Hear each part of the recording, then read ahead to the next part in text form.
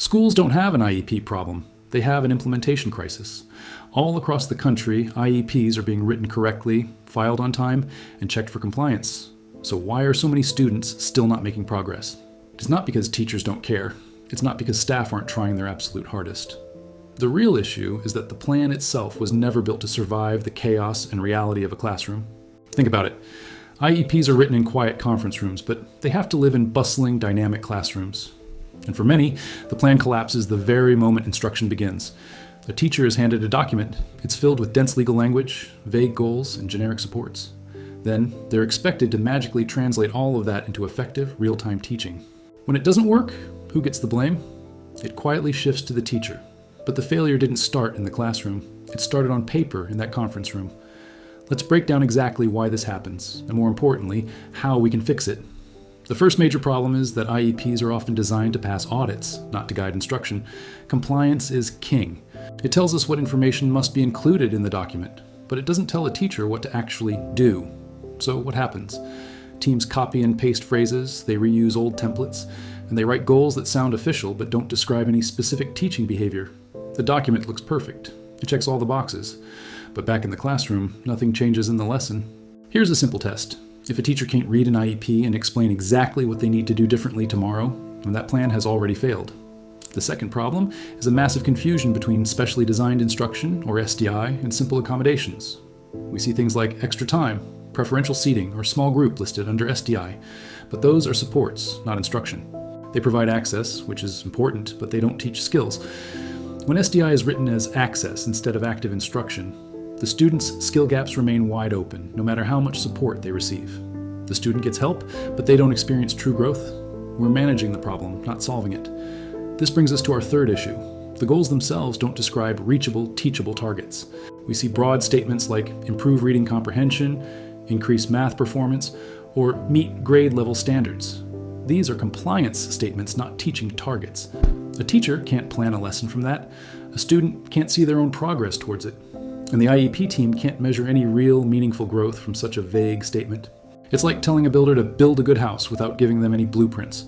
The fourth problem is that instruction is not scheduled. The IEP says what should happen, but it almost never says when.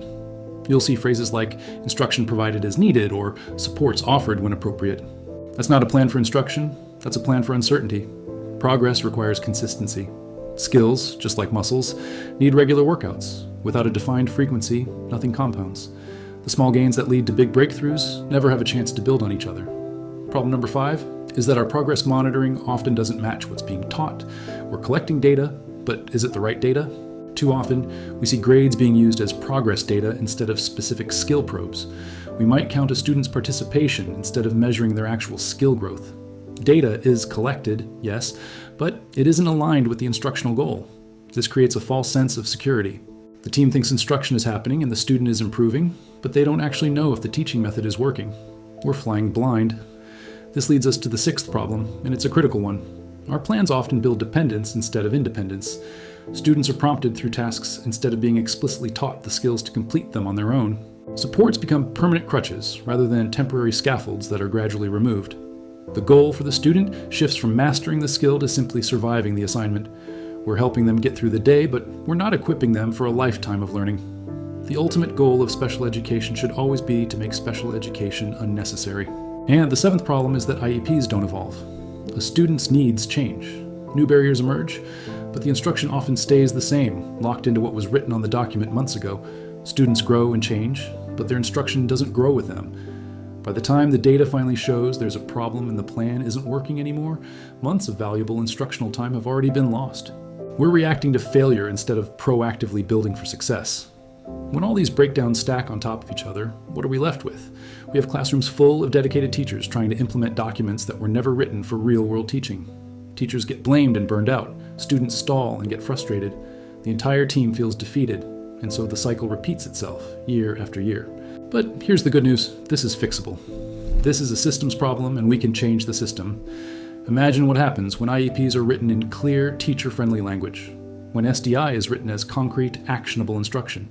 When goals describe reachable teaching targets that a student can see and celebrate. Imagine when instructional frequency is scheduled and protected. when progress monitoring measures real skills with the right tools, and when every part of the plan is focused on building student independence. When we make these changes, IEPs stop being compliance paperwork and start becoming powerful teaching tools. They become a living blueprint for student success. That is how we solve the implementation crisis. That is how we accelerate growth for every student. And that is how IEPs finally start to work where they matter most, in the classroom. Thanks for watching. If this conversation resonated with you, please like this video and subscribe to the channel for more discussions on making education work for everyone.